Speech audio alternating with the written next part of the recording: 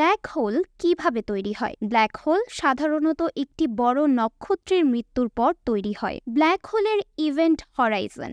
Black হোলের চারপাশে একটি সীমা থাকে যাকে ইভেন্ট হরাইজন বলা হয়। এমন একটি সীমা যার পর থেকে আর কোনো কিছুই ব্ল্যাক হোল থেকে বের হতে পারে না। ব্ল্যাক হোলের কেন্দ্রে কি আছে? ব্ল্যাক হোলের কেন্দ্রে থাকে সিঙ্গুলারিটি, যেখানে স্থান এবং সময় বিকৃত হয়ে যায়। ব্ল্যাক হোল থেকে কিছু বের হয়।